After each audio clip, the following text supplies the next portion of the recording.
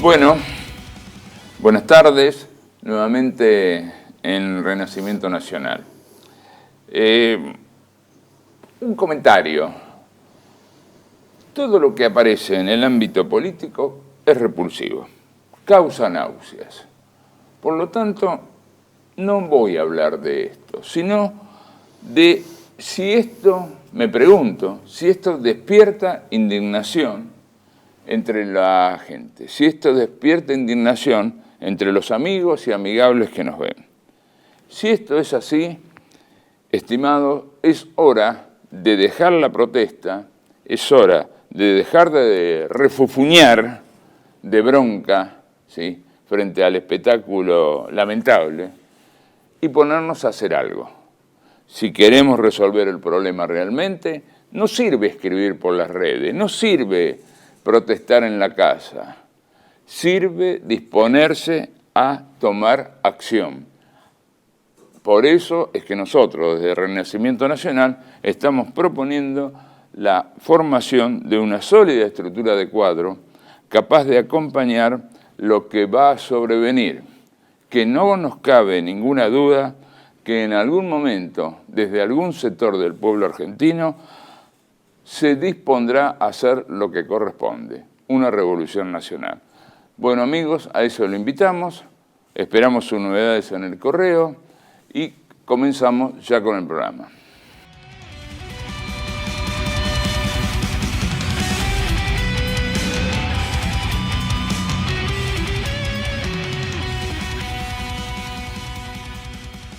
Hola, ¿qué tal? ¿Cómo están? Bueno, retomando los micros que habíamos comenzado teniendo como eje la doctrina nacional, hoy vamos a tocar un concepto que creemos fundamental, que es la justicia social. ¿Qué es la justicia social? Claro que para eso debemos ahondar en la historia, en el pensamiento, en la filosofía denominada justicialista, pero con raíz en la doctrina social de la Iglesia, ¿no es cierto?, en el pensamiento social cristiano. Vamos a ir de a poco y en forma lo más sintética posible para acercarnos a este concepto tan importante. Es tan importante porque es una de las 5 banderas de lo que se denomina el justicialismo, ¿no es cierto? La independencia económica, la soberanía política, la justicia social, ¿no es cierto?, las 3 banderas tradicionales, más las 2 banderas que agrega el general Perón en su última presidencia, que es el nacionalismo cultural y la integración continental. Estas 5 banderas, que son 5 partes medulares de lo que denominamos doctrina nacional, son fundamentales, por supuesto, para cualquier tipo de abordaje del tema. Ahí entonces aparece la palabra, el concepto, la categoría de justicia social. Este concepto es muy viejo, se remonta a un jesuita italiano, teólogo del siglo XIX, llamado Luigi Tapparelli. Él es el que forja por primera vez este concepto de justicia social en un tratado de derecho natural que escribe y que luego la doctrina social de la Iglesia lo va a receptar como una categoría ya sistematizada, propia, en lo que son las encíclicas sociales. En la Rerum Novarum, que podríamos decir que es el acta de nacimiento de la doctrina social de la Iglesia, no aparece el concepto de doctrina social. Aparece la idea de justicia muchas veces, pero no justicia social. ¿Cuándo va a aparecer por primera vez? En la 40º Annus, o sea, a los 40 años de la encíclica de León XIII, con la 40º Annus de 1931, aparece por primera vez el concepto trabajado y explicado en el propio texto de la encíclica de justicia social, ¿no es cierto? Y a partir de ahí queda absorbida para siempre en el pensamiento cristiano, en el pensamiento católico, y también en los tratados internacionales y en la política y en los discursos y en las ONG, y en las fundaciones que tienen que ver con el trabajo social. Es decir, el concepto de justicia social, nacido en el seno del pensamiento católico de un jesuita italiano del siglo XIX, quedó absorbido e institucionalizado por diferentes instancias en esta actualidad. Lo cual va a llamar a una advertencia que vamos a hacer al final del micro, porque hay que tener cuidado o estar atentos a cómo se usa o se utiliza este término. Bien, si te parece, Mati, siguiendo la metodología que venimos teniendo, haciendo esa especie de pizarrón, la primera cuestión que tenemos que identificar bien y diferenciar es el concepto de justicia social respecto al de ayuda social. Es decir, son dos cosas diferentes. Si bien son complementarias en la acción política, en la acción con el colectivo, con el pueblo, con las masas, con las multitudes, son complementarias, son totalmente diferentes. Porque la ayuda social va a remediar lo inmediato, va a remediar la urgencia. ¿No es cierto? Perón tenía una frase muy interesante que decía: mientras íbamos construyendo el edificio, ¿no es cierto?, haciendo las reformas estructurales que se necesitaban, a los que iban quedando afuera de ese edificio se los arropaba, se les daba la frazada, se les daba los elementos necesarios para sustentar la vida inmediata. Y ahí está la diferencia. La justicia social es estructurante de una comunidad política. Está o no está presente en la estructura y en las instituciones y en las organizaciones libres del pueblo. En cambio, la ayuda social es algo que va en lo cotidiano, va apagando incendios, como se dice a veces vulgarmente, ¿no es cierto? Va a lo inmediato, al que tiene hambre, al que tiene frío, pero no cambia, no modifica las estructuras radicalmente de un país, si bien son complementarias.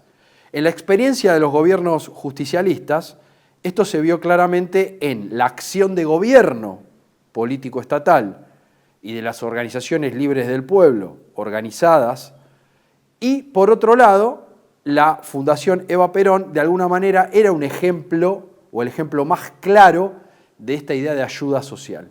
Mientras la Fundación abrigaba y daba de comer, el Estado y la gestión política y en la conducción del gobierno se ejercía y se desarrollaba la aplicación del concepto de justicia social en la normativa y en las instituciones permanentes.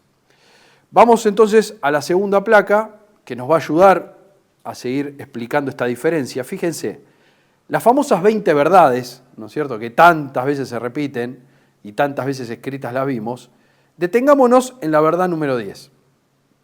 Nos dice: los dos brazos del peronismo son la justicia social y la ayuda social. Con ellos damos al pueblo un abrazo de justicia y amor. Acá está la diferencia.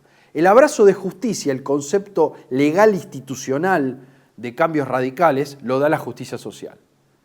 Y el amor, la caridad, la piedad con el prójimo, con el argentino que está al descubierto en la intemperie, ahí aparece el ejercicio del amor a través de la ayuda social. Y esto claramente en ese binomio ya mítico de Perón y Eva, de alguna manera también encarnan. La justicia social la encarna Perón y la ayuda social la encarna Eva, y su acción, que obviamente quedará para otro micro, trabajar la biografía de Eva Perón. Pero ahí se ve claramente cómo las dos dimensiones se complementan perfectamente, pero a la vez son muy diferentes en sus medios y en sus fines. Avancemos, si te parece, a la próxima pizarra. Fíjense cómo dice esta parte de Evita. Esto es parte de la obra escrita de Evita. Dice: la felicidad de un pueblo en cuanto a sus medios de vida se refiere, se logra con una adecuada legislación en materia de justicia social y una equitativa distribución de la ayuda social. Es más o menos lo que dijimos en otras palabras, ¿no es cierto? La legislación va a cambiar las cuestiones de fondo y la distribución de los bienes en forma coyuntural lo va a hacer la ayuda social. Con la ayuda social sola no hacemos ninguna revolución. Con la justicia social sola puede llegar a ser muy duro el proceso revolucionario. Por eso el justicialismo en esto se distingue, porque es una doctrina profundamente cristiana, en esto de ejercer la caridad, pero al mismo tiempo modificar las estructuras existentes, injustas. Bien, avanzamos en este desarrollo y vamos a entrar entonces en lo que es la justicia social. ¿Qué es la justicia social? Bueno, para eso nos vamos a valer de la clásica distribución o especies de justicia que estableció Aristóteles, ¿no es cierto? En el Tratado de Justicia, en Ética Nicomaquea lo podemos encontrar. Cuando él habla de la justicia, él define y divide a la justicia en tres partes. Nosotros vamos a dejar dos de ellas, que es la correctiva y la distributiva. Y vamos a agregar la nueva categoría de justicia social. Pero vamos a la división que hace Aristóteles clásica, que nos va a ayudar. Porque al hablar de justicia podemos hablar de diferentes significados o sentidos de justicia. Un primer sentido de la justicia, una primera especie de justicia, es la justicia correctiva. ¿Qué es la justicia correctiva? Es la que corrige el daño. Por ejemplo, frente a un contrato incumplido, donde quien aprovecha incumpliendo una ventaja frente al otro, por ejemplo, no devuelve la plata en un préstamo, entonces ese acreedor que no puede hacerse del dinero recurre a un juez y el juez entonces sentencia y corrige esa desigualdad producida por el daño. Por eso Aristóteles dice, esta es la justicia correctiva, porque lo que hace es corregir el daño y vuelve a la igualdad a las partes en la cual uno había tomado una ventaja nacida del delito o del crimen. Entonces, esta es una especie de justicia, la justicia correctiva, es la propia del juez. Hoy en la modernidad es la que lo ejerce el Poder Judicial. El Poder Judicial ejerce este tipo de justicia. Corrige el daño frente a un conflicto y una ventaja de uno sobre otro. Es propio de la justicia civil, de la justicia comercial, y que el liberalismo la va a tomar como la única tipo de justicia que hay. La única especie de justicia válida es esta. No hay otro tipo de justicia que no sea esta de equiparar las partes que ante el daño fueron desequilibradas. Por eso ahí les puse la balancita, porque la balancita es eso, es volver al equilibrio originario de igualdad previa al daño de uno contra el otro. Bien, dicho esto, vamos a la segunda subespecie de justicia particular que nos da Aristóteles, que es la justicia distributiva. ¿Y qué es la distribución para Aristóteles? Bueno, la justicia distributiva estaba a cargo de la polis, ¿no es cierto?, de esa ciudad-estado, que frente a los méritos o a los castigos que había que ofrendar, que había que generar o proporcionar a diferentes partes de la sociedad, distribuía premios y castigos, de acuerdo a los méritos o a los malos comportamientos, ¿no es cierto? La idea clásica de esto era que se juntaba un determinado tesoro y cuando venían los combatientes de las guerras se los premiaba con valores de ese depósito colectivo que se hacía como recompensa o reconocimiento. La distributiva entonces lo que hace es distribuir cargas y privilegios y beneficios y gracias de acuerdo al mérito de la persona o del individuo de la sociedad. Por eso ahí yo les puse en una fotito, no se ve muy claro, pero es Esteves, ¿no? Aquel combatiente de Malvinas caído en combate, donde resume de alguna manera el mérito del guerrero, ¿no es cierto? La justicia distributiva lo que hace es distribuir los méritos, el reconocimiento a través de una jubilación, de una pensión, de determinados reconocimientos simbólicos a esa persona. Bien. Vamos entonces a esta nueva categoría que es la justicia social. Aristóteles no habla de justicia social, pero nos sirve para identificarla y diferenciarla de las demás. Fíjense, la justicia social es la obligación que tiene el que más tiene o el poseedor de bienes respecto al prójimo y a la comunidad que integra. Es inversamente a la distributiva. La distributiva es la obligación del todo con la parte y en la justicia social es la obligación que tiene la parte con el todo, con la totalidad. Cuanto más es mi posesión de bienes y mi privilegio material en la comunidad, más tengo yo obligación de poner en función social esos bienes.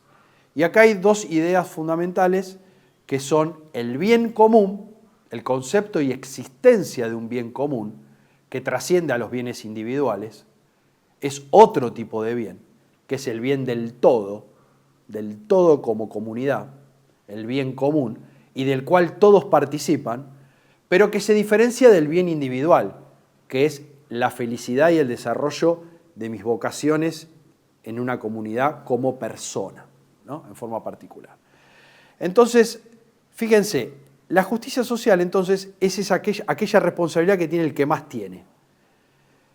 Poco tiene que ver esto con la responsabilidad que tiene el Estado, porque una de las cosas que veníamos charlando para este micro es pensar a la justicia social como la única que ejerce, o sea, la única justicia que ejerce el Estado. Dicho en otras palabras, el Estado es el que tiene el monopolio del ejercicio de la justicia social. Y esta idea, propia del progresismo, del neoliberalismo, donde solamente el Estado es el que ejerce algunas ideas de justicia social, es totalmente alejada de la doctrina nacional que estamos hablando. Porque quien ejerce la justicia social, en primer lugar, es la persona humana.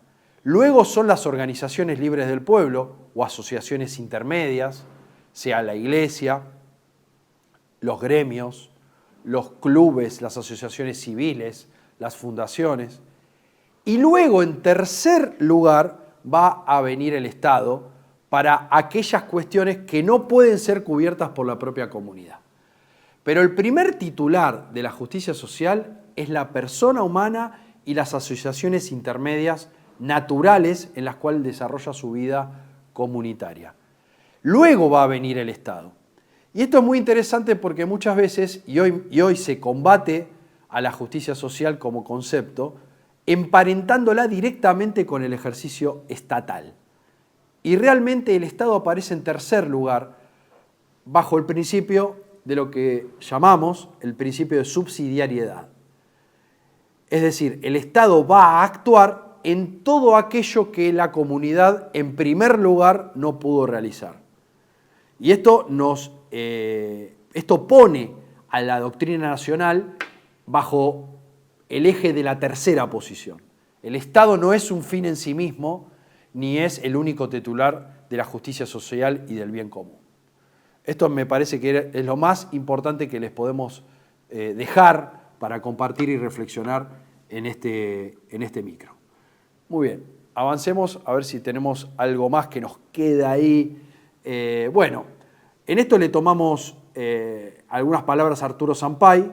Arturo Sampay, el constitucionalista, ha sido el que mayor desarrollo teórico hizo de la justicia social, porque si bien la encontramos en discursos del general Perón y en diferentes cartas y demás, en este autor, en Arturo Sampay, encontramos el desarrollo más sistemático y con mayor rigor en cuanto al concepto de justicia social. Fíjense cómo dice.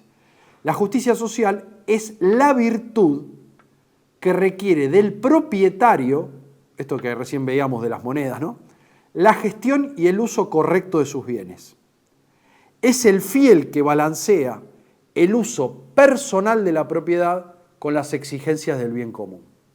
Hay un respeto a la propiedad privada es un derecho humano, pero hay un destino universal de los bienes a ser cumplido. Y acá aparece el concepto de bien común como factor principal. Bueno, creo que ya estamos un poco excedidos del tiempo, así que les dejamos estas ideas para que ustedes reflexionen y como venimos diciendo siempre, nos despedimos con unas palabras del Papa Francisco cuando era arzobispo todavía, que dijo que la patria es un don, pero la nación es una tarea. En eso estamos y en eso estaremos. Gracias.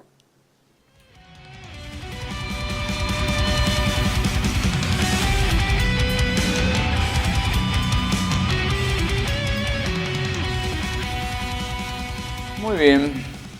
Hoy tenemos un invitado especial, el doctor Gabriel Planté, médico psiquiatra, investigador en el área de salud mental y adicciones, un querido amigo que hace muchos años nos conocemos. Gabriel ha desarrollado funciones en el ámbito privado, en el ámbito privado de la salud y las adicciones y también en el ámbito público. Es director de programas ambulatorios en adicciones. Se dedica desde hace 40 años a la prevención en salud mental y adicciones. Gabriel, bienvenido a nuestro programa. ¿Cómo estás vos? Hola, ¿qué tal, Hugo? Un gusto reencontrarnos. La verdad que vengo viendo los programas, todos muy interesantes. Algunas cosas realmente inéditas, ¿no? Sí. Conocimientos de gente, vivencias, que eso es irreemplazable, ¿no? Así que fascinado con este regreso a, digamos, en mi caso el tema salud mental, pero bueno, ya vamos a ver qué relacionado que está eso con la política y con la felicidad del pueblo, como decían, sí, ¿no? La grandeza de la nación y la felicidad del pueblo. Bien. Porque Gabriel, cuando nos conocimos, ya hace mucho tiempo, 40 años por ahí, se formó en una corriente de salud mental que es muy interesante. Yo voy a proponer una primera explicación, Gabriel, de lo que aprendimos juntos y te pido después vos precises y corrijas, ¿no? Creo que partíamos de la idea de que así como la cultura enferma, según el último Freud, ¿no es cierto?, el malestar en la cultura también puede sanar, ¿sí? Tal cual. ¿Y qué era esto lo que íbamos a llevar a la práctica, ¿sí?, con las personas dolientes que se acercaban a la consulta? ¿Sí? Reconstruir sus lazos familiares, sus lazos sociales, sus lazos políticos, religiosos, culturales, como una forma de curar. ¿Era esto más o menos, Gabriel? Tal cual, sí. Es, como vos dijiste, Freud escribe en 1930 El malestar en la cultura, su último libro, ¿sí? Un libro excelente donde él va, en toda su elaboración de 40 años de profesión, y de científico, alto científico de la salud mental, va llegando a esa conclusión, como que la cultura puede enfermar, que la cultura está enferma, porque él habla del malestar en la cultura, o sea que la cultura produce malestar en la persona individual, que es lo que él atendía, porque claro, él atendía personas individuales. Pero se iba viendo cómo eso tenía, digamos, un correlato más amplio y que ya era un proceso cultural que estaba produciendo enfermedad y malestar. Él también decía, ¿no?, muy interesante, que, por ejemplo, él veía cómo la gente en algunos lugares se agrupaba, ¿no?, bajo alguna identificación, algún líder religioso, algún líder cultural, y se agrupaban ahí, y ese ámbito producía salud. Bien. Es una observación que ya hacía Freud en aquella época. Mira. Entonces, él empezó a hablar... Freud estaba viendo sus pacientes en una Viena decadente, ¿no? Sí, era la caída, digamos, los últimos... Sí, del imperio austrohúngaro, había desaparecido, ¿no?, como orden político, ¿no es cierto? Había sobrevenido el tiempo entre guerras, donde claro, había mucha hipocresía, ¿no? Claro, a él le toca la Primera Guerra Mundial, ¿sí?, y después tiene que salir pitando, porque si no también lo iban a liquidar a él, porque él era judío, ¿sí? Entonces, cuando viene, digamos, todavía no, él no vivió hasta la Segunda Guerra Mundial, murió un poco antes, pero ya se veía venir la Segunda Guerra Mundial. Entonces, él ya veía esa decadencia, él y todos, digamos, la gente de la época, no era él solo, todos veían esa decadencia, esa violencia, esa estigmatización, esa crueldad, ¿no? Esa falta total de empatía por el otro. Y bueno, ahí tuvimos la Segunda Guerra Mundial con 55 millones de muertos, ¿no? Torturas, bueno, un desastre que todos conocemos. Y Freud veía todo eso, y él era médico, ¿sí? Él, digamos, Y lo veía en sus pacientes. y lo veía en sus pacientes veía el embate que producía esa forma cultural decadente, y también después empiezan a aparecer otros autores, por ejemplo como Margaret Mead, que era, digamos, una antropóloga, pero que más o menos de esa época también, que estudiaba las comunidades primitivas. Y también ahí veía lo que se llama el fenómeno de la transculturación, que es otro escalón en donde en una comunidad originaria, con sus propias formas, que por ahí tenían milenios de funcionar con una cultura, de golpe llegaba la cultura de la civilización occidental a ese lugar y qué efectos producía, ¿no? Eso es lo que estudiaban. Estábamos hablando del 1900, ¿no? Entonces ya veían cómo ese fenómeno que lo llamaron transculturación producía una ruptura de la identidad de ese pueblo de origen, de esa comunidad, y trastornos psicológicos en su gente. O sea, al romperse esa estructura de identidad que hacía que esas personas se sintieran en un ámbito favorable, en un ámbito cuidado, en un ámbito en el que conocían cómo funcionar, que tenían usos y costumbres ancestrales, ¿no? Que ya estaba comprobado que producían salud y que producían el desarrollo, de golpe esa transculturación hacía que entraran en confusión, claro, desorientación, confusión, incertidumbre, qué tengo que hacer, qué es bueno, qué es malo, si hago esto, si no hago aquello. Bueno, eso ya, imagínense, ya tiene más de 100 años que se estudia, y esos son dos fenómenos que uno los ve y los va escalonando y los va viendo hasta nuestras épocas, que están vigentes. ¿Sí? Claro. Sí. ¿Qué pasa en nuestras épocas, ¿no? Justamente, ¿cómo lo ves desde la teoría y desde la práctica médica? Primero me gusta, digamos, señalar un hecho contundente, ¿no? La Organización Mundial de la Salud ya dijo que esta década el problema más importante en salud que hay es el problema de salud mental. Y dentro de eso las depresiones. Problema de salud. O sea, ya no es el cáncer, no son las cardiovasculares, no son las infecciosas, no son nada. Salud mental es el problema más importante que afecta al mundo global, ¿no? La Organización Mundial de la Salud. Sí. Eso nadie lo rebate, eso es así. Es un hecho verificable, en nuestro país también. Hay estudios también de hace muchos años donde ya se verificaba. O sea, ¿qué estamos? En una epidemia de trastornos psicológicos. Que uno dice, es una pandemia, porque es global, porque es universal, y por otro lado también es una endemia, ¿sí? Términos un poquito complicados, pero quiere decir que también hay una cantidad de casos que se sostienen en el tiempo. Porque una epidemia a veces es como el COVID, de golpe viene, un año hace un desastre, par de años, claro, y después se pasó. En cambio esta no, es una endemia, es una cantidad de casos permanentes que a lo largo de los años siguen los casos. Pero va aumentando. De hace 50 años a esta parte va aumentando. Entonces, ese es un observable en salud que es insoslayable. Porque en salud uno tiene que ver, bueno, ¿qué pasa? ¿Cuáles son las enfermedades vigentes? ¿Cuáles son las que se van incrementando? ¿Cuáles son las que afectan a mayor cantidad de población? ¿Cuáles son las más graves? Bueno, estudia eso. Bueno, cualquiera que estudie esto va a llegar a ese punto porque es algo evidente. Bien. Aparte, le preguntamos a cualquier vecino, le preguntamos a cualquier persona y también te lo va a decir, ¿sí? Que la gente está loca, que la gente está trastornada, que la gente está mal, que...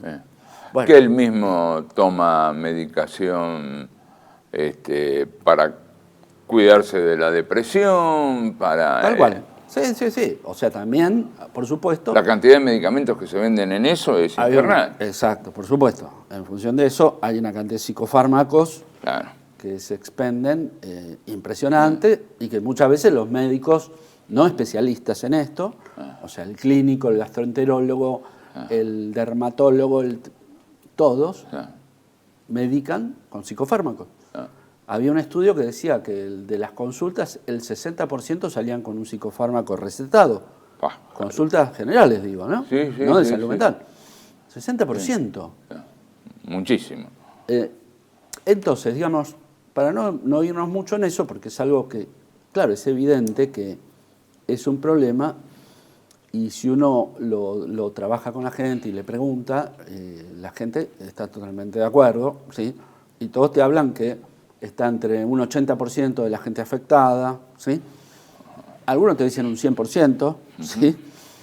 Otros te dirán un 70%, pero es altísimo. Claro. Entonces, ese problema no es un hecho casual, anecdótico, arbitrario, no. Es un hecho que tiene, digamos, sus causas, Bien. que la están produciendo.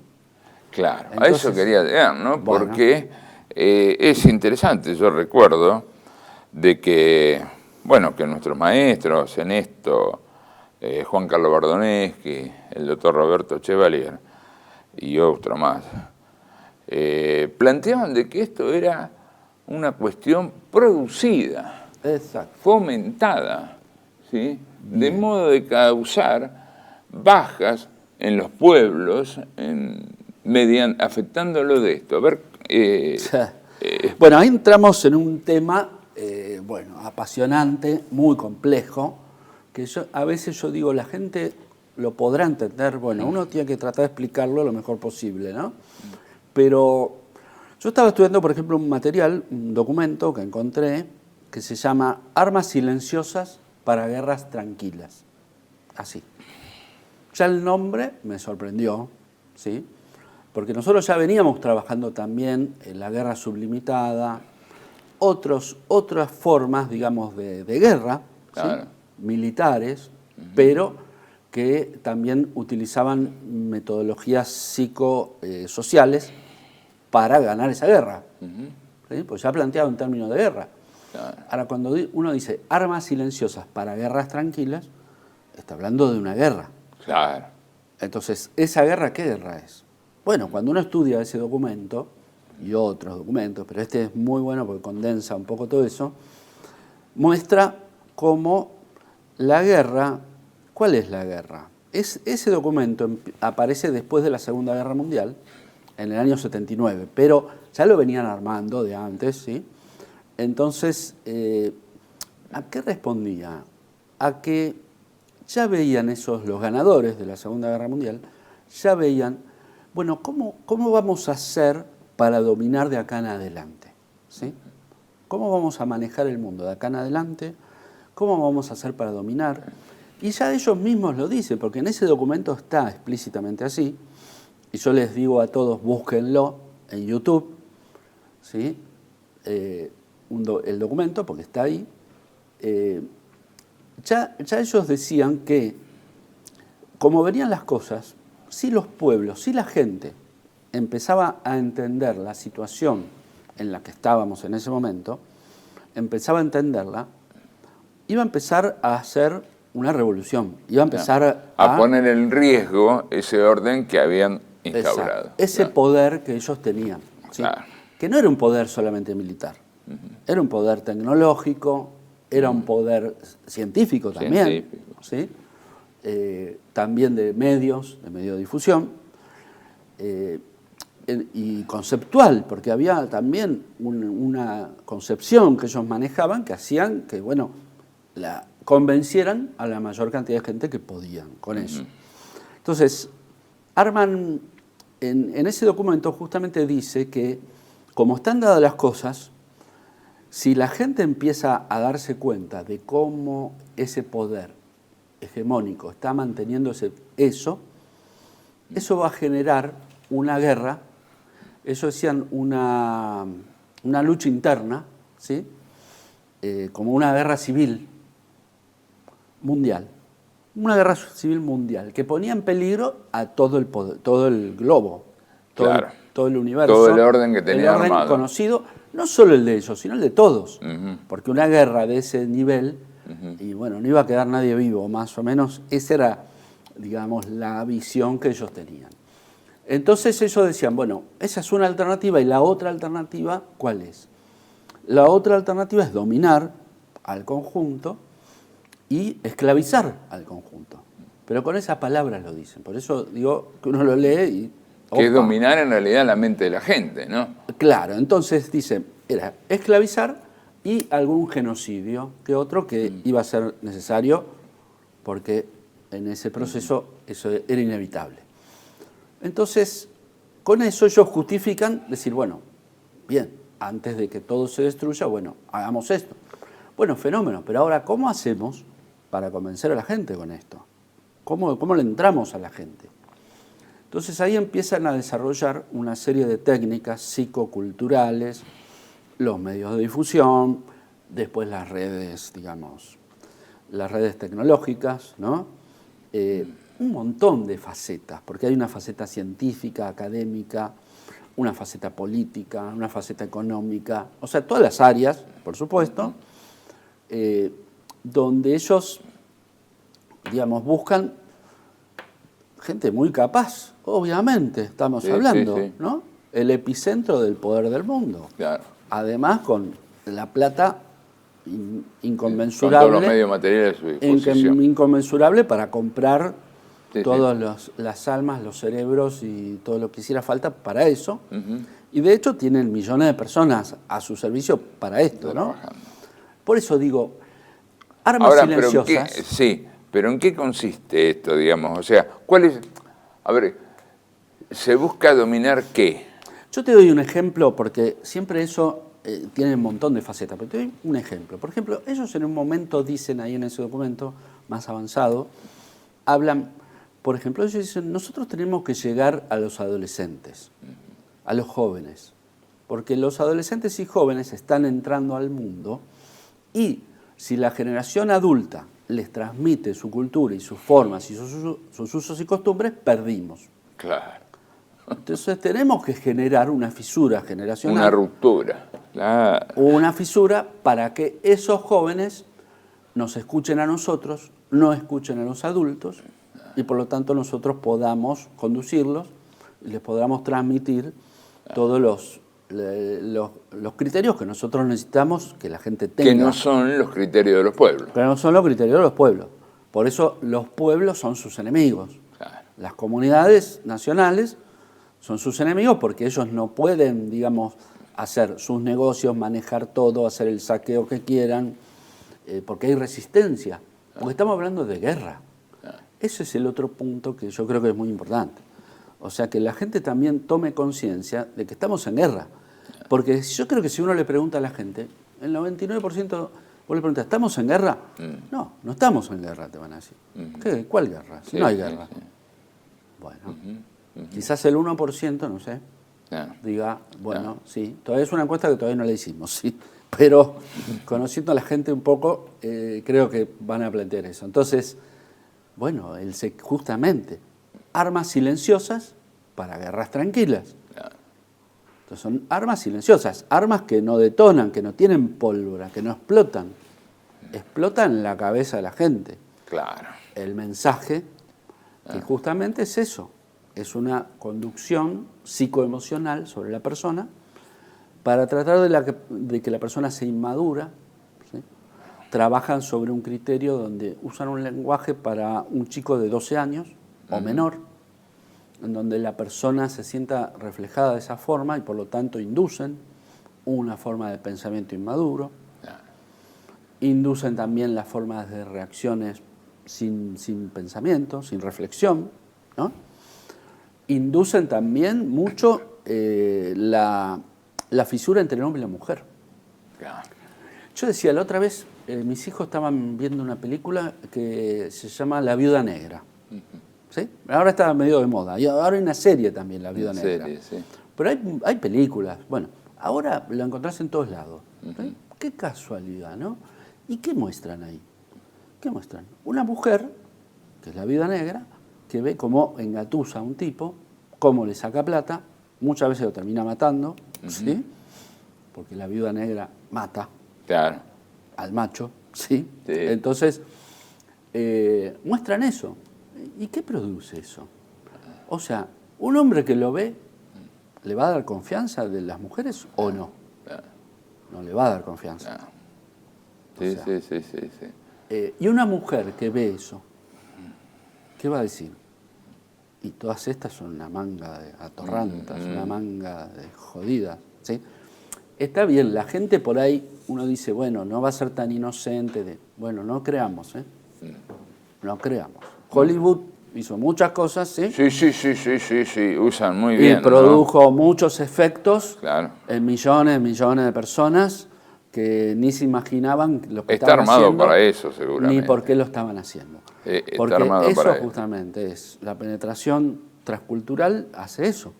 Entonces, sí. Me hiciste acordar, ¿no? Aquella frase de Perón en el modelo argentino, cuando trata el ámbito cultural, ¿no? Dice que buscan transformar al hombre en un hombre niño, que todo lo quiere, esto que vos me decís, ¿no? Claro. Que tratan de incitar conductas de las personas como si fueran niños menores, ¿sí? Que todo lo quieren, que es propio del niño quererlo todo. Nosotros hemos tenido hijos y los chicos quieren todo. La tarea de adulto es decirle, no, pará. Claro. Esto sí, esto no. Esto sí, esto no. Esto te hace bien, esto claro. Claro. Esto o esto se puede o no se puede. O esto es demasiado. O esto es demasiado. Exacto. Sí, eso es un niño. Exacto. El tema es de que las personas, pasada la etapa de la adolescencia, de la niñez, tienen que empezar a resolver cosas, no como un niño. Claro, tal cual. Un hombre niño que todo lo quiere, decía Perón, que nunca satisface el ansia de tener, ¿no? Claro, exacto. Que cosa nueva que aparece, lo quiero tener. Claro, no sé para qué me sirve, pero lo quiero tener. Claro, ¿sí? Tal cual. Y esto es parte de una guerra cultural, ¿no? Claro, tal cual. Sí, lo que dicen a veces ya no es un ciudadano o una persona, es un consumidor para ellos. ¿Sí? En este documento también muestran todo cómo manejan esa parte, la parte económica. No voy a entrar en eso porque es largo, pero obviamente que ellos, el foco está puesto mucho en eso, porque es como decir, cómo sacamos, ¿no? recursos de toda esta gente y cómo los ponemos a laburar en lo que nosotros necesitamos y que nadie se queje, nadie se rebele, ¿no? Y todo el mundo funcione en base a estas directrices. A un determinado estándar. A estas directrices.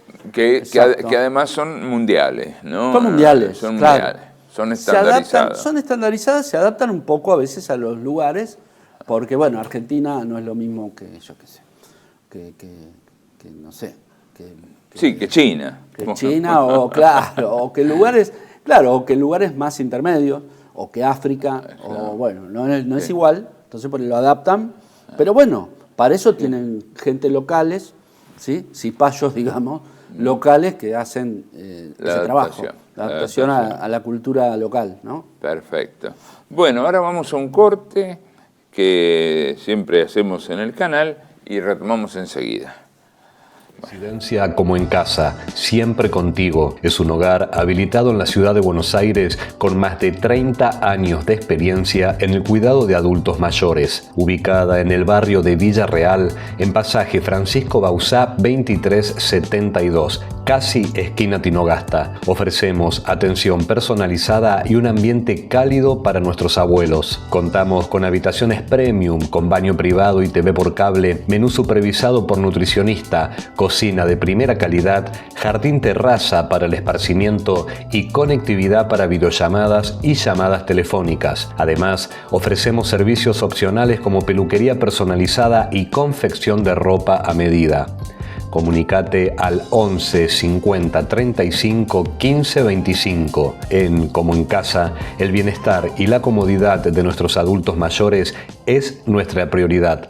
Los esperamos. TLV1 se complace en anunciar que estará transmitiendo en su canal TLV1 Clips valiosos programas emitidos antes de la censura sufrida. El lienzo prohibido, El revés del derecho, Combates por nuestra historia, Disenso, Historias de Malvinas, entre otros que podrán encontrar en este enlace.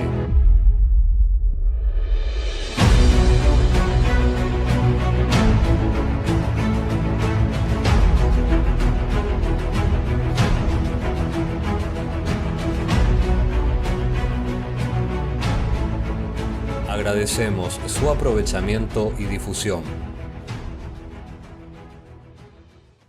Bienvenidos a CEPA, Centro de Estudios del Pensamiento Americano.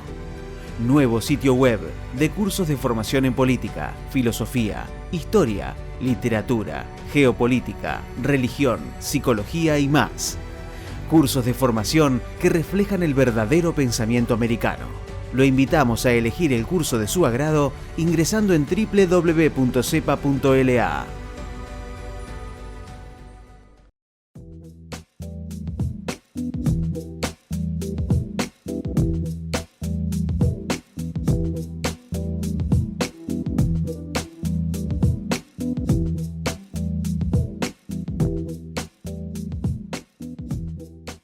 Decir siempre la verdad primero tiene un precio.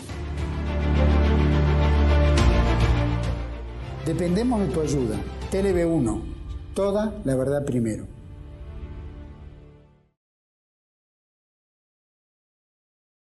Bueno, retomamos.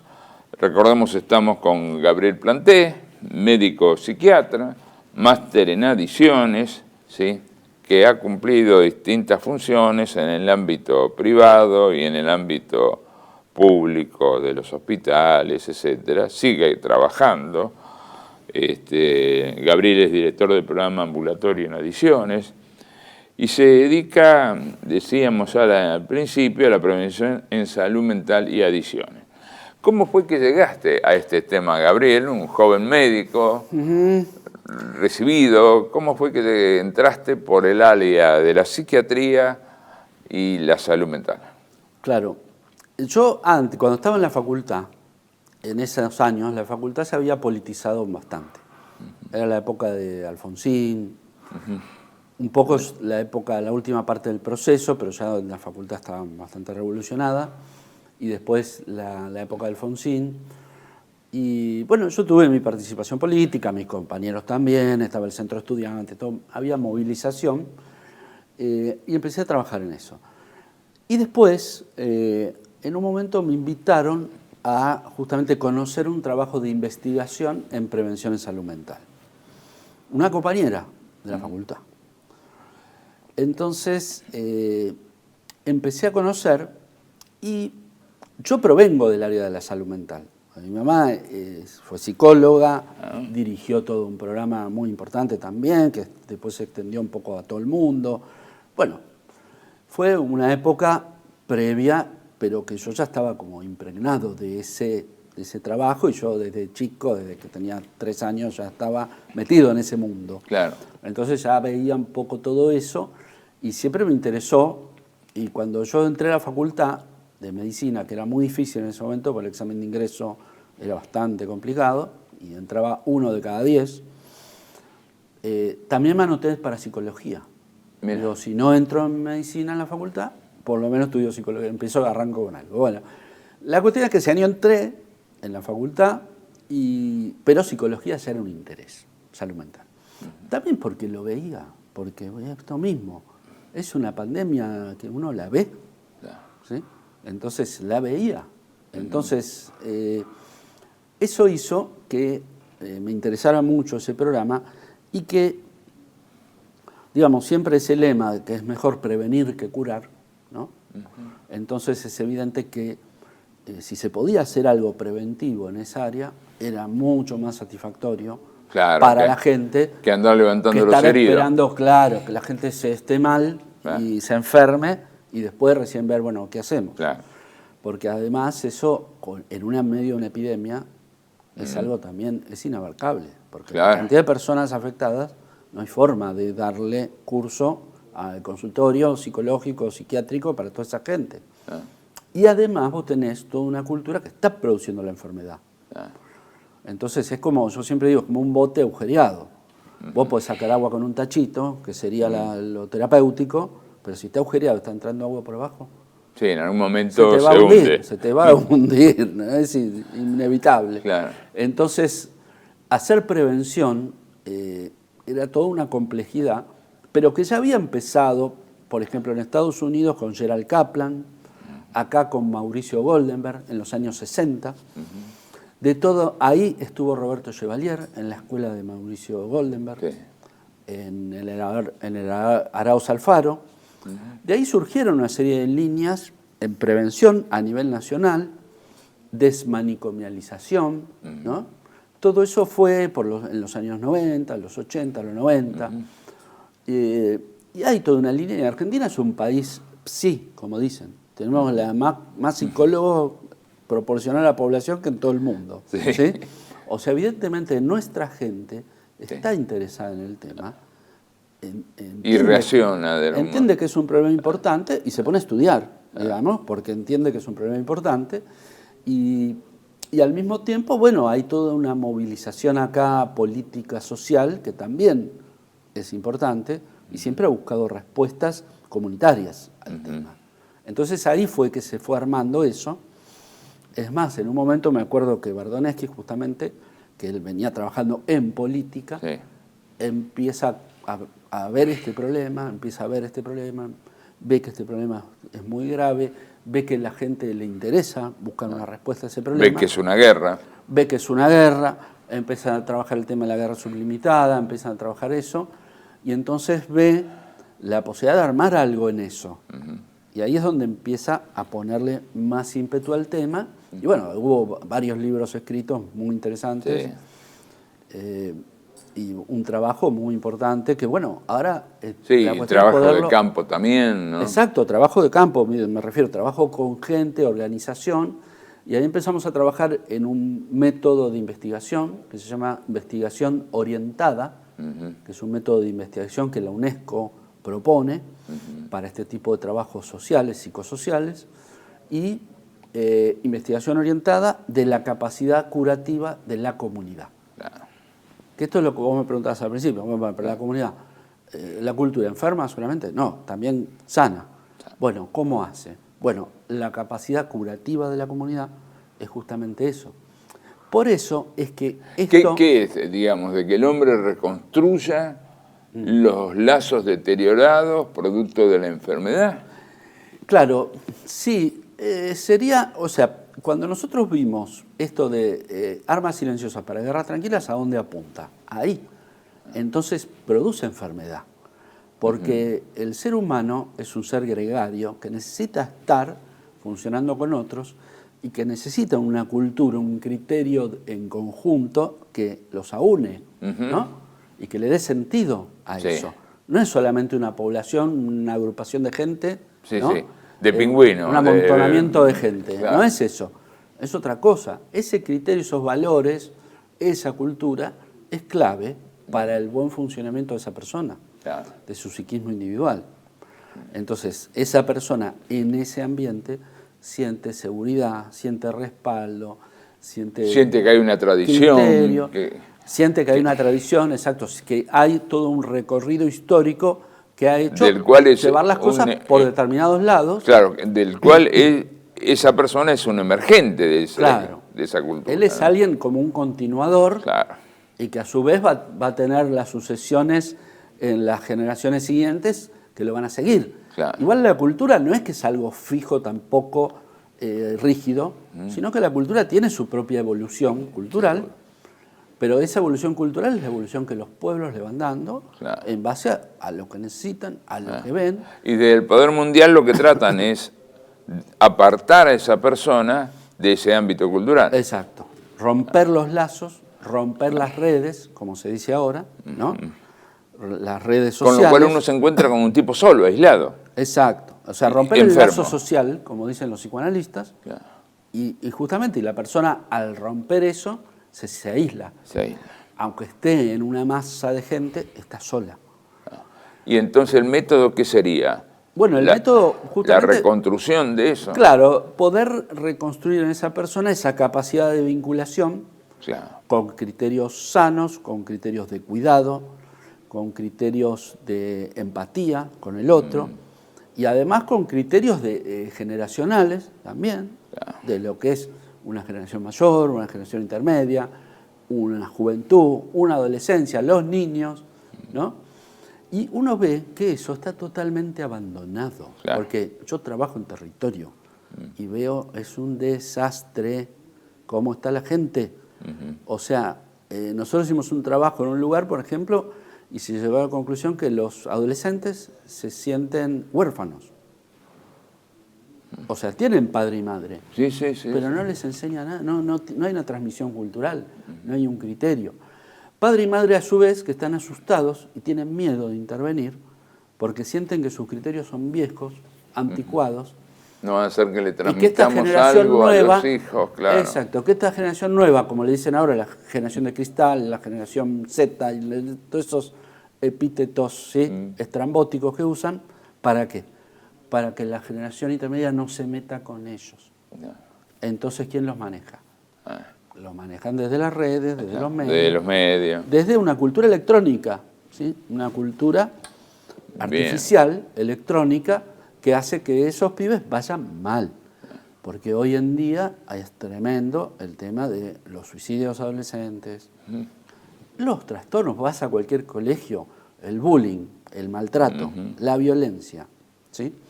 La depresión, los trastornos de ansiedad y los problemas de consumo. Terrible. Tremendo, es tremendo. Bien. Pero los pibes lo entienden y los pibes están buscando. No es que los pibes no son tontos, ¿sí?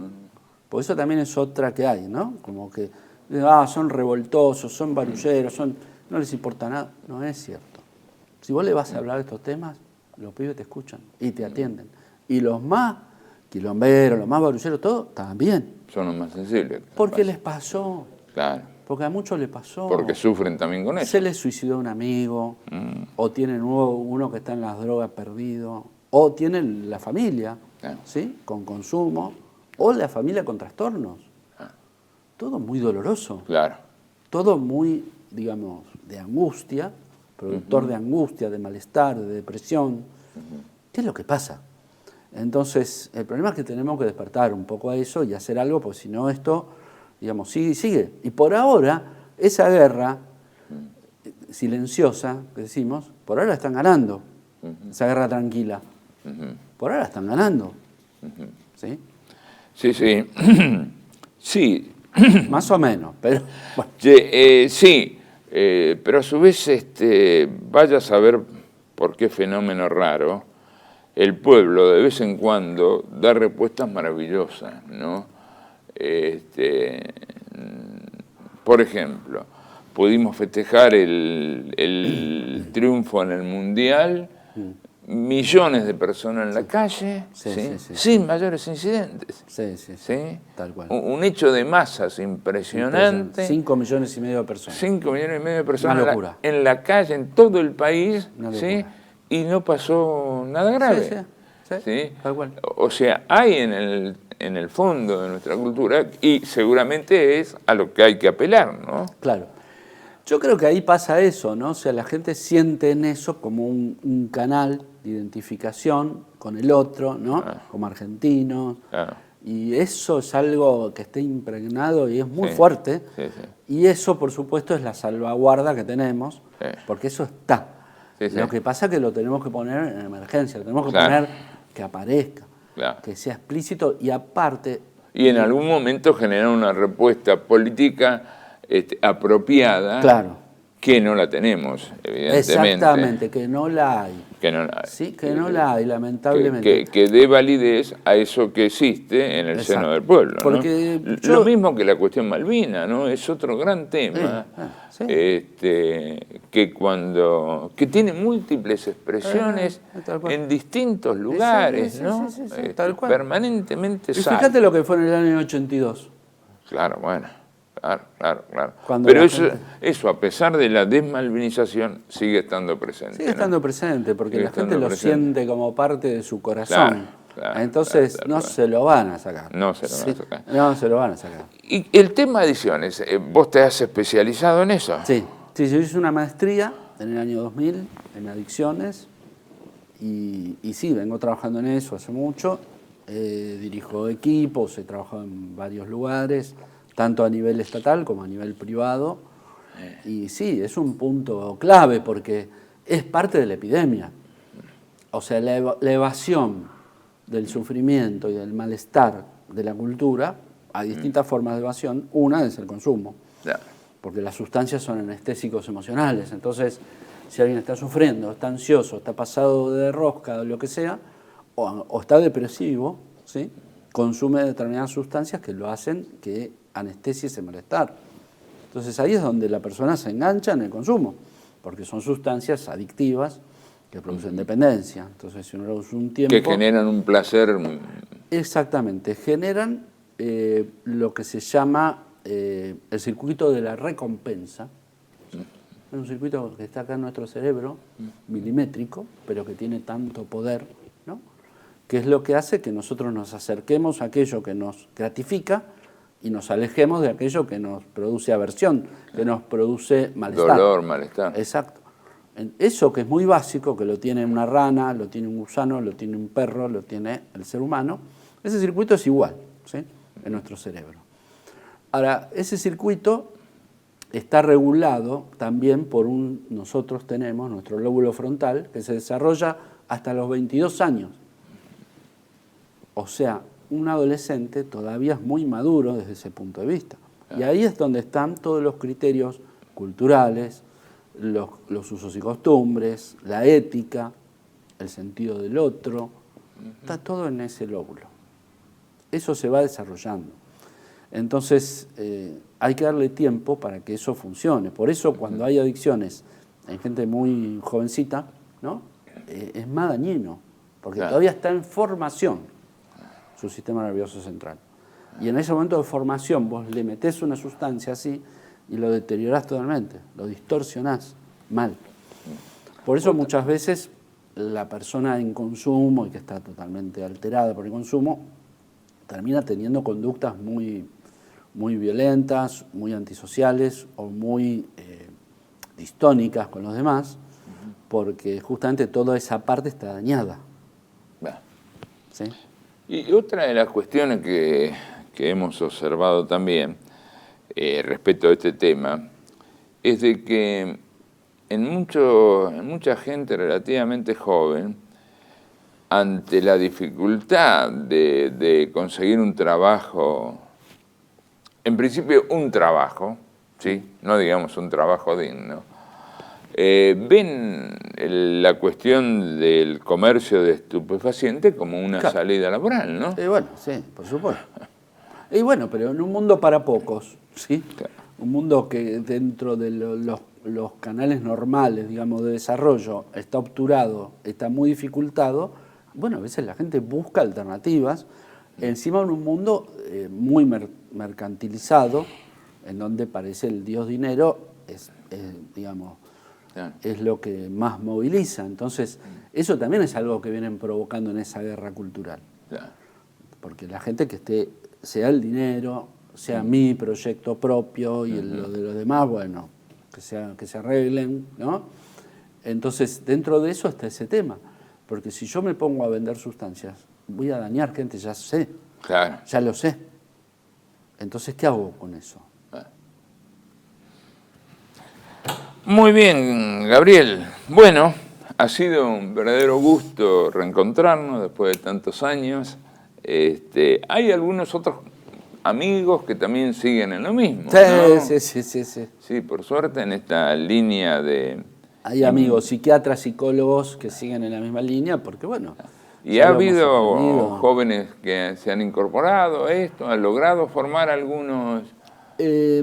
Sí, hubo como un poco como un abandono de la línea de trabajo durante unos años, de la centralidad de eso.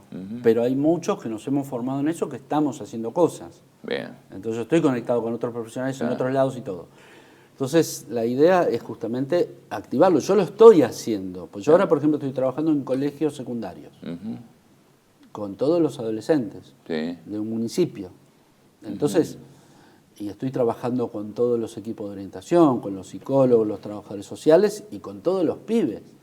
Porque son trabajos de talleres con todos los chicos en prevención, en salud mental y adicciones. Y esos pibes tienen sus padres, tienen su familia. Entonces ahí es donde uno va reconstruyendo una red vincular, ¿no? Lo que llamamos una estructura íntima de la comunidad, ¿no? Y eso lo estoy haciendo. Después también estoy trabajando en territorio con ONGs que trabajan con población.